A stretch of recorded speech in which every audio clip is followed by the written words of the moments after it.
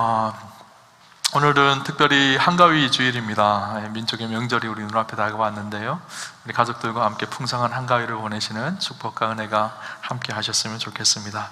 여러분, 건강검진을 해보셨죠? 건강검진을 하면 늘 초조합니다. 그 결과가 나올 때 혹시나 내 몸에 뭔가 문제가 있지 않을까, 겉으로 보기에는 건강한 것 같은데 내 속에 혹시 알지 못하는 병이 있지 않을까, 두려운 마음으로 건강검진 결과를 기다립니다. 여러분, 병이 다 사실 두렵고 무섭지만 진짜 무서운 병은요, 겉으로 드러나는 병이 아니라 속으로 보이지 않는 병이에요. 아무런 증상이 나타나지 않았다가 어디가 좀 아파서 병원을 갔는데 보면 암이기도 하고, 또 암도 3기, 4기가 되어서 이제는 회복할 수 없다고 얘기를 들을 때가 있죠. 그러면 가슴이 철렁 내려앉습니다. 큰 병원 가보라 그러면요, 두렵기 시작한 거예요. 그죠? 진짜 무서운 병은요, 겉으로 드러나는 병이 아니라 속으로 계속 증상이 없이 나타나는 병이 진짜 무서운 병인 것 같다라는 생각이 듭니다. 근데 우리 신앙생활도 저는 마찬가지인 것 같다라는 생각이 들어요. 겉으로 드러나는 것보다 계속 마음의 상처와 아픔과 신앙의 어려움이 쌓여가서 그것이 나중에 폭발하여서 신앙의 영적인 암처럼 그렇게 어려움을 겪는 분들을 많이 볼 때가 있어요. 예배를 드려도 은혜가 없고, 기쁨도 없고, 감사도 없고, 늘 원망하고 불평하고 다투고 화나고, 이런 마음이 가득한 상태가 되어지는 것이죠. 토저 목사님이 쓴 습관적인 신앙에서 벗어나라 라는 책이 있는데, 그 책에 보면 우리 신앙이 변질되어지고 병에 걸렸을 때 나타나는 단계가 있어요. 첫 번째 단계가 기계적 단계입니다. 우리 신앙이 어느 순간 은혜가 메말라서 기계적으로 바뀌어진다라는 거예요. 그 다음에 나타난다는 단계가 습관적 단계입니다. 이 기계적 단계가 일상이 되어지는 거예요. 그래서 기계적 단계의 노예가 되어져서 신앙에 전혀 기쁨과 은혜가 누려지지 않는 것이죠. 그 다음 단계가 부패적 단계입니다. 이제 우리의 영혼이 썩기 시작하는 거예요. 영혼이 점점 죽어서 이제는 벗어날 수 없는 그런 상황 속에 영적인 암이 걸린 것이죠. 안타까운 것은 자기가 이렇게 영혼이 병들고 있다는 사실을요, 전혀 모릅니다. 오늘 우리가 우리 삶을 한번 잘 돌아보는 은혜가 있었으면 좋겠습니다. 오늘 성경에 보면 그렇게 영적으로 병이 걸렸는데, 그런 아픔과 고통 속에 병이 걸렸음에도 불구하고 자기가 병 걸리지 않은 사람처럼 살아가는 한 사람 이야기가 나옵니다. 누군가 하면요, 우리가 잘 아는 탕자의 집에 있는 첫째 아들 이야기입니다. 여러분, 탕자의 집에 둘째 아들 이야기는 많이, 탕자의 둘째 아들 탕자에 대한 이야기는 많이 들어봤잖아요, 그죠? 그런데 첫째 아들 이야기는 별로 들어보지 않았어요. 우리는 흔히요, 이 집 나갔다 돌아온 둘째 아들을 돌아온 탕자라고 합니다. 줄여서요, 돌탕이라 그러더라고요. 그런데 집안에 머물고 있었던 탕자가 있어요. 줄여서요, 집탕이라고 그래요. 오늘은요, 우리가 잘 아는 돌탕 이야기가 아니라 오늘 성경의 중요한 한 인물인 집탕 이야기를 좀 함께 나누려고 합니다. 먼저 오늘 본문에 보면 25장 전체가 세 가지 잃어버린 비유에 대한 이야기를 하고 있어요. 잃어버린 양, 잃어버린 동전 드라크마 이야기, 잃어버린 아들에 대한 이야기를 하고 있죠. 그러면서 결론적으로 나오는 인물이요, 첫째 아들, 집안에 있는 첫째 아들 이야기입니다. 근데 오늘 본문 그 첫째 아들, 잃어버린 아들에 대한 이야기를 기록하면서 그 내용을 한번 좀 보면 좋을 것 같아요. 한 마을에 큰 부자가 살았습니다. 둘째 아들이 아버지가 돌아가시지도 않았는데 아버지의 재산을 미리 달라고 해요. 보통 유산은 어떻게 하죠? 아버지가 돌아가시면 받는 거잖아요. 율법적으로도 아버지가 돌아가셔야지 받는 것이 정상이에요. 근데 아버지가 살아계시는데 달라고 하는 거예요. 하나님의 말씀을 어기는 것이기도 하고 아버지 앞에 굉장히 무례한 일이기도 하죠.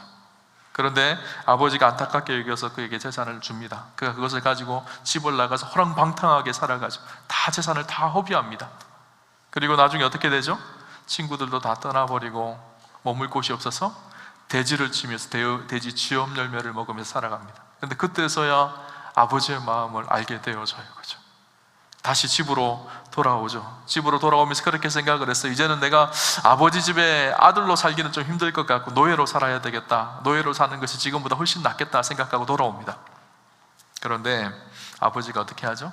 저 멀리 오는 그 잃어버린 아들을 뛰어가서 얼싸안고 그의 옷을 벗기고 좋은 옷을 입히고 그에게 신을 신기고 그의 손에 금가락지를 끼워주죠. 이 금가락지를 끼워준다는 말이 무슨 말일까요?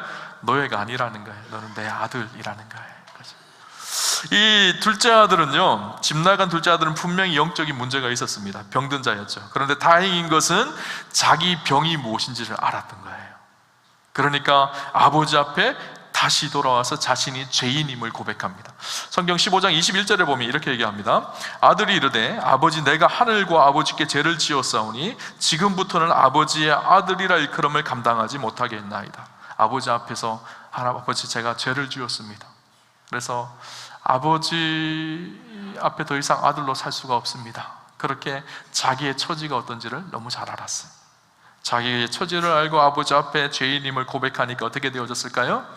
그가 아들로 그렇게 이제 살아가는 거예요. 새 생명을 얻은 사람처럼 살아가는 것이죠. 근데 문제는요, 집안에 있는 형님이었었어요. 그죠? 형님은요, 둘째 아들처럼 집을 뛰쳐나가지도 않았습니다. 허랑방탕하지도 않았어요. 아버지의 재산을 요구하지도 않았어요. 겉으로 봤을 때는 너무 착하고 효를 행하는 좋은 아들이었었어요. 그런데 그 아들에게 문제가 생겼어요. 사실은 문제가 생긴 것이 아니라 이미 오래전부터 문제가 그 아들 안에 있었던 것이죠. 오늘 본문을 보면 동생이 돌아왔을 때 그는 밭에 있었다가 집으로 돌아옵니다.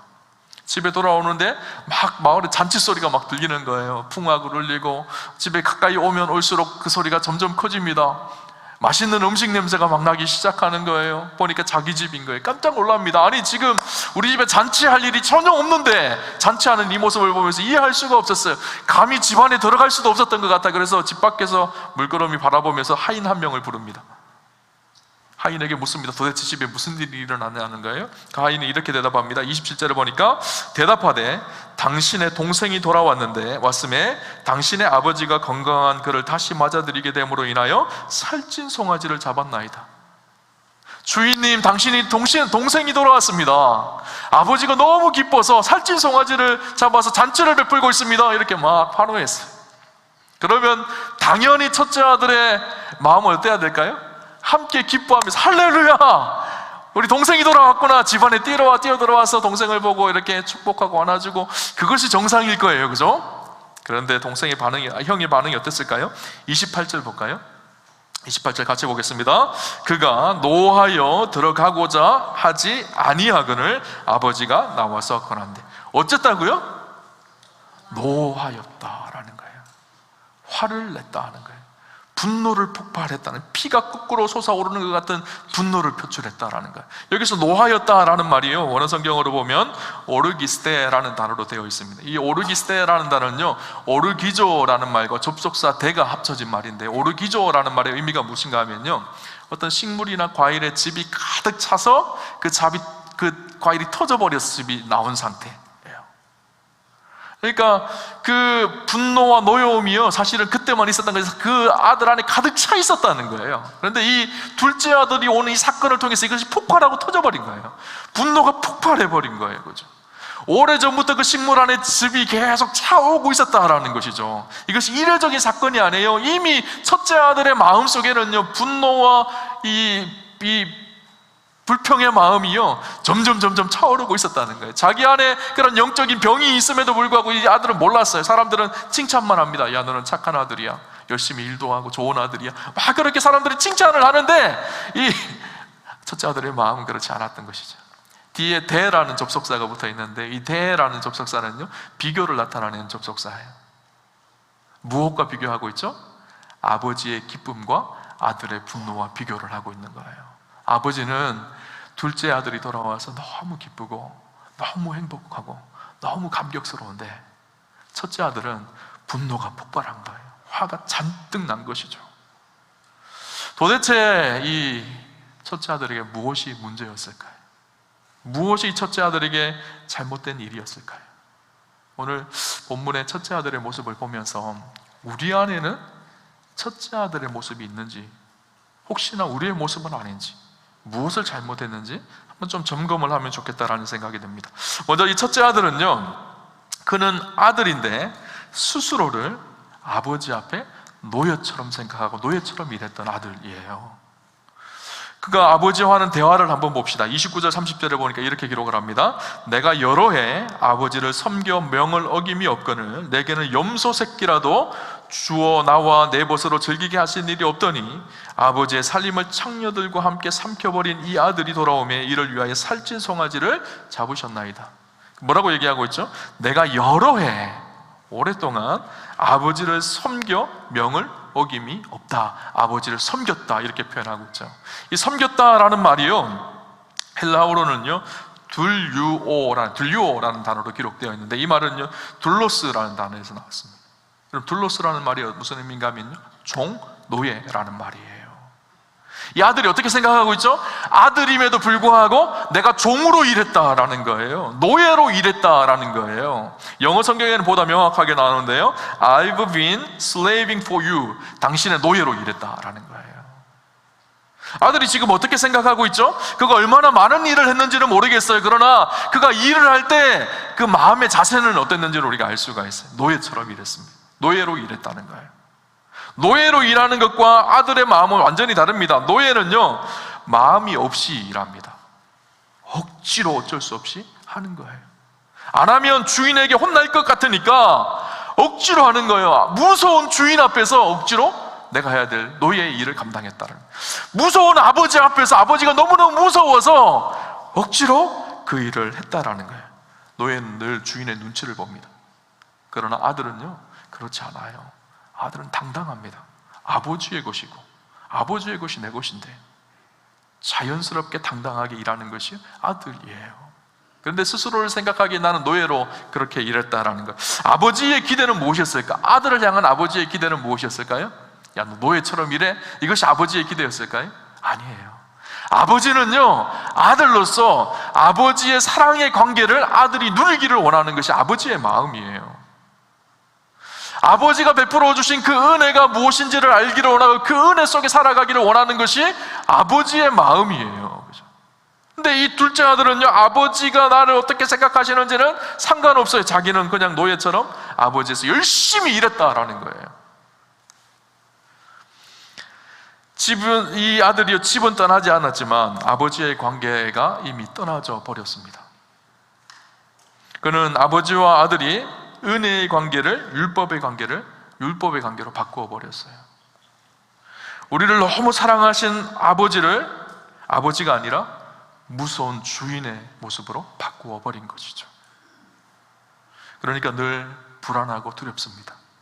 종은 그래요. 늘 불안하고 두려워요. 그런데 여러분, 신앙생활 하면서도요, 그렇게 신앙생활 하는 분이 계세요. 하나님 아버지이신데 하나님 아버지를 아버지로 섬기는 것이 아니라 종으로 스스로를 생각합니다. 그런데 이것도 안 하면 두렵고 저것도 안 하면 두렵고 걱정되고 불안하고 축복받기 위해서 억지로 무엇을 합니다. 아버지가 그것을 기뻐할까요? 그렇지 않아요. 아들이 아버지를 섬기는 섬김은요, 그분이 내 사랑하는 아버지이기 때문에 섬기는 거예요. 아버지가 나를 사랑하고 나를 위해서 희생하고 헌신하고 내 아버지의 목숨까지 나를 위해서 내어줄 수 있는 사랑의 아버지이기 때문에 그 아버지를 기쁨으로 내가 섬기는 거예요. 그죠? 여러분, 우리가 사랑하는 사람에게요, 무엇을 할 때 여러분 생각하며 고민하며 하지 않잖아요. 그냥 하는 거예요. 사랑하기 때문에. 아버지가 우리를 사랑하시기 때문에 우리를 위해서 십자가에 그냥 내어주신 거예요. 당신을. 그 사랑을 받는 우리가 아버지를 사랑하기 때문에 우리도 그냥 하나님을 사랑하기 때문에 우리의 열심을 다해 마음을 다해 섬기는 거예요. 거기엔 대가를 바라지 않습니다. 사랑은요. 그죠? 그런데 이 첫째 아들은요, 아버지의 은혜의 관계를 주인과 종의 관계로 바꿔버렸어요. 그러니까 아버지 집에 있으면서 얼마나 힘들었을까요? 그죠? 집안에 있는 당자 첫째 아들은요, 이 은혜를 잃어버린 아들이었습니다. 오늘 우리도 그럴 수 있습니다. 예배드리지만 예배드리는 것이 어떤 분들은 의무처럼 생각할 거예요. 예배 속에 하나님의 은혜를 누리고 주님을 만나고 감사와 감격으로 주님 앞에 나와서 예배드리는 것이 아니라 오늘 주일 안 가면 하나님이 분명히 나에게 해초리를 들어서 나를 때리실 텐데 두려워하는 마음으로 억지로 앉아있는 분들이 있을지 모르겠어요. 그거는요, 주인과 종의 관계예요. 그러나 하나님 우리를 주인과 종의 관계로 부르신 것이 아니라 아버지와 아들로 부르셨어요. 그래서 그 아버지의 사랑과 은혜를 누리기를 원하시는 거예요. 두 번째 봅시다. 두 번째, 이 첫째 아들의 문제가 무엇이었는가 하면요, 이렇게 율법주의적인 신앙생활을 하는 사람들의 특징이 무엇인가 하면 자기의 의가 충만합니다. 둘째 아들도 마찬가지였어요. 자기의 의가 굉장히 충만했었어요. 내가 이렇게 열심히 일했고 이렇게 열심히 일했다는. 그래서 오늘 성경에 보면 아버지의 명령을 한 번도 어긴 적이 없습니다, 이렇게 이야기하고 있어요. 그 말의 의미는 무엇일까요?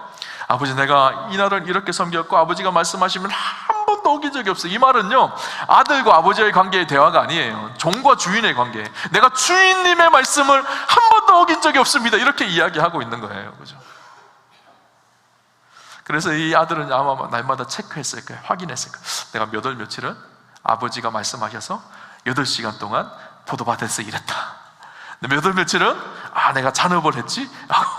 막 이렇게 기록을 하면서 내가 이만큼 일했으니까 아버지는 마땅히 나에게 이렇게 해줘야 돼, 계산을 했던 거예요. 그죠?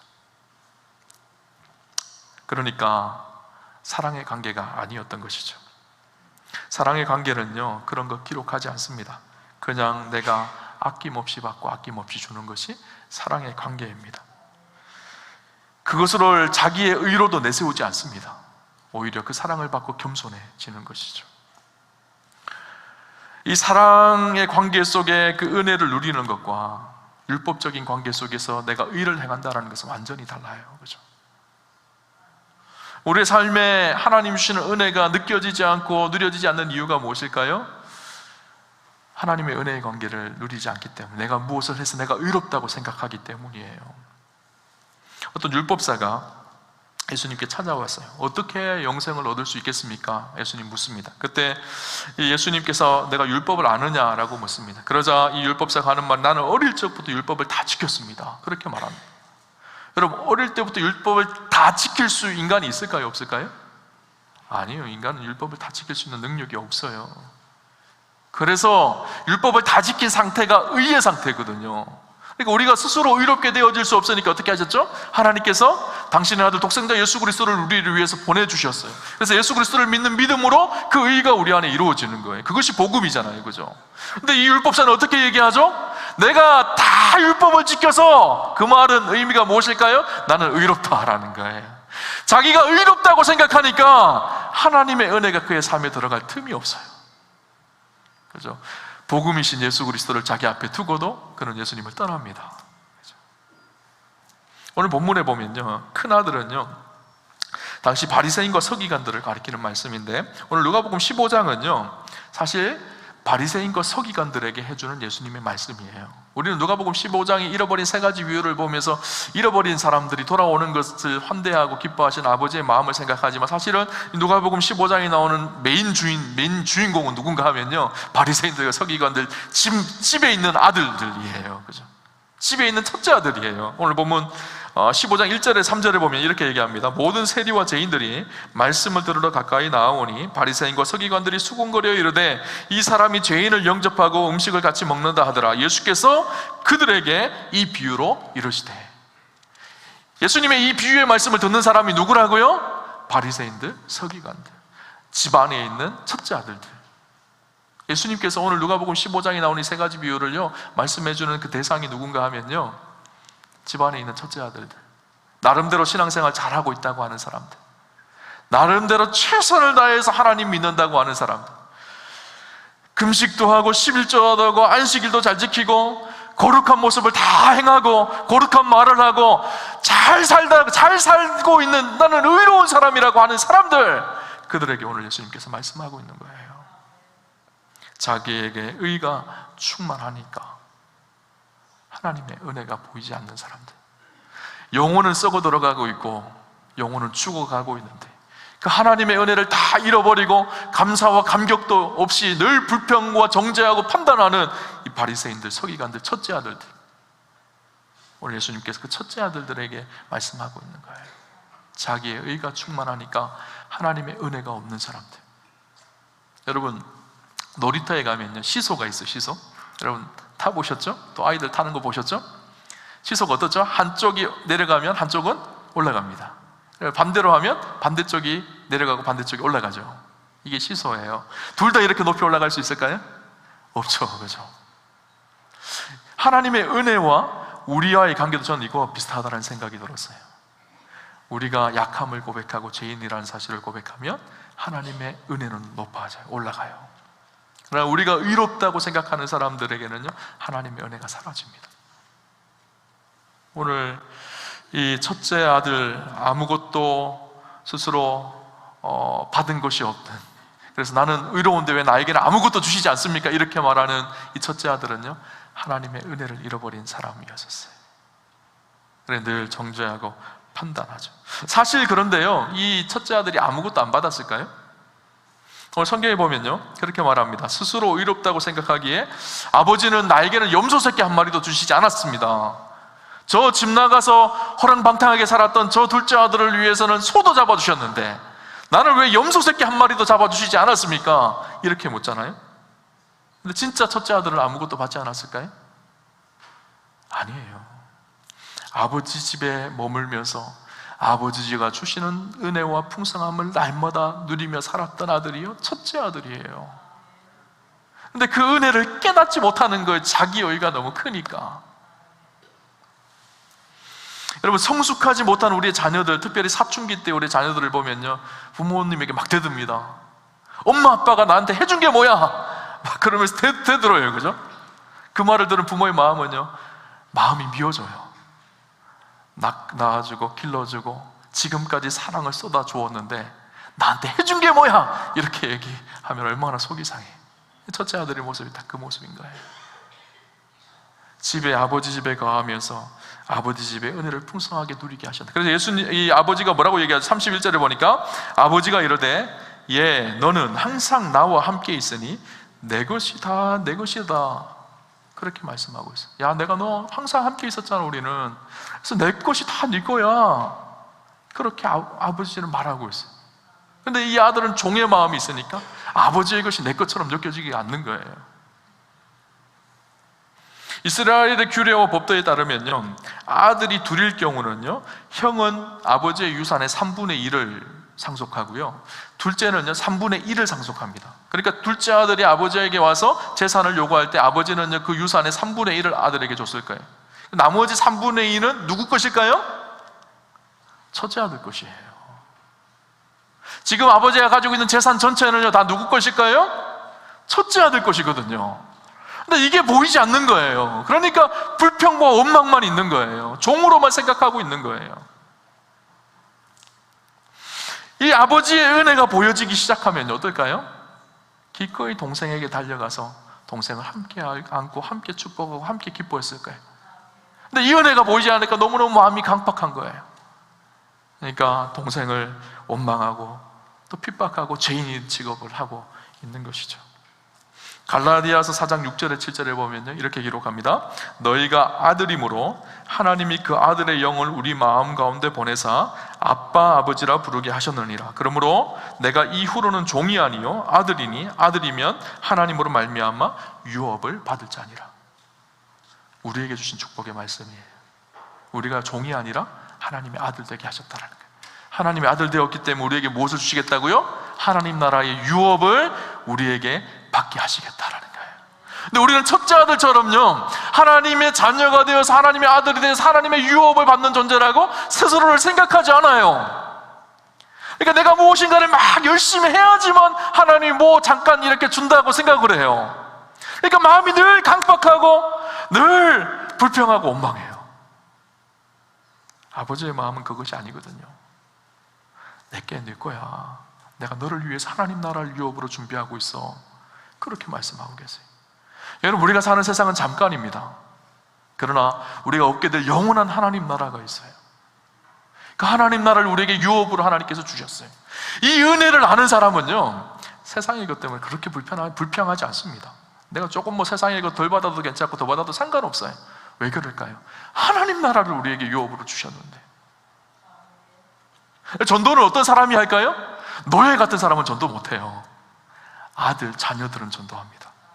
그 하나님의 은혜의 풍성하심이 어떠한지를 알기 때문인 것이죠. 그렇죠? 오늘 우리는 어떤가요? 스스로 의롭다고 생각하며 나는 괜찮은 사람이라고 하지만 여전히 내 영혼은 점점 썩어들어가는 바리새인 같은 첫째 아들 같은 모습이 혹시 우리의 모습 아닌가요? 하나님과의 관계는 어떤가요? 그분이 주시는 풍성한 은혜 속에 날마다 거하며 그렇게 살아가고 계시나요? 마지막 세 번째 모습을 보았으면 좋겠습니다. 첫째 아들은요, 아버지의 마음을 전혀 헤아리지 못하는 아들이었었어요. 첫째 아들이 가장 큰 실수가 무엇인가 하면요, 아버지가 어떤 분이신지를 아직도 모르는 거예요. 날마다 밤마다 애타게 둘째 아들을 기다리며 눈물 흘리고 있는 아버지의 모습을 보면서도 아버지의 그 마음을 이해하지 못하는 거예요. 철없는 아이들이 그렇잖아요. 우리가 나이가 들고 철이 들면 나타나는 특징이 뭐죠? 부모의 마음을 아는 거예요. 그래서 남자들은 군대 갔다 오면 철이 든다 그러잖아요. 부모의 마음 조금 알게 돼요. 결혼하면 철이 들고 자녀를 낳아보면 철이 듭니다. 부모의 마음이 어떤지를. 신앙생활도 마찬가지예요. 신앙생활에 철이 들어야 돼요. 철이 든다는 것이 무엇일까요? 아버지의 마음을 아는 거예요. 지금까지만 내 생각하고 내 고집을 가지고 신앙생활하고 내가 어떻게 하면 더 많이 얻을 수 있을까, 그것 바라보며 신앙생활을 했는데, 신앙생활에 철이 들면요, 아버지의 마음을 알게 되어져요. 사랑하는 아버지의 마음, 둘째를 애타게 기다리는 아버지의 마음. 오늘 첫째 아들의 실수를 볼 수가 있는데, 오늘 본문 30절을 봅시다. 30절을 보면요, 이 첫째 아들의 마음이 어떠했는지를 우리가 알 수가 있어요. 오늘 본문 30절 우리 같이 한번 볼까요? 같이 보겠습니다. 아버지의 살림을 창녀들과 함께 삼켜버린 이 아들이 돌아오매 이를 위하여 살찐 송아지를 잡으셨나이다. 뭐라고 기록하고 있죠? 아버지의 살림을 창녀들과 함께 삼켜버린 누구라고요? 누구라고요? 이 아들, 당신 아들이라는 거예요. 당신 아들인가요? 내 동생이잖아요, 그죠? 내 동생이라고 고백하는 것이 아니라 이 사람은 나하고는 상관없고 당신 아들이라는 거예요, 그죠? 얼마나 어리석은 일이에요. 아버지의 마음이, 이 이야기를 들었을 때 아버지의 마음이 어땠을까요? 당신 아들, 집안 재산 다 탕감해버린 당신 아들, 내 동생은 아니라는 거예요. 그런데 아버지는 뭐라고 얘기해 줄까요? 우리 32절 말씀 같이 볼까요? 32절 같이 보겠습니다. 이 내 동생은 죽었다가 살아났으며 내가 잃었다가 얻었기로 우리가 즐거워하고 기뻐하는 것이 마땅하다 하니라. 뭐라 그러죠? 아버지가 이 내 동생이라는 거예요, 그죠? 야, 내 아들이기도 하지만 너 동생이야.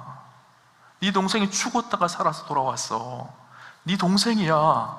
그렇게 말씀하고 있는 거예요. 여러분, 우리는 어떤가요? 교회에서 함께 그리스도 안에서 믿음의 공동체를 이루었어요. 저 여러분 모두가 하나님을 아버지로 섬기고 살아가요. 저도 하나님의 아들이고 여러분도 하나님의 아들이고 딸들입니다. 그러면 그리스도 안에서 우리가 누굴까요? 형제, 자매, 가족들, 형, 동생들이에요. 그런데 목사님, 저분은요 나하고 좀 가까우니까 동생 같은데, 저분은 나하고 상관없는 사람이에요. 우리 그러지 않나요? 맏아들처럼? 당신 아들이지 내 형제는 아니에요. 우리 그러지 않나요? 맏아들의 모습이요, 그 모습이 집안에 있는 맏아들, 교회 안에 있는 우리들 모습이라는 거예요.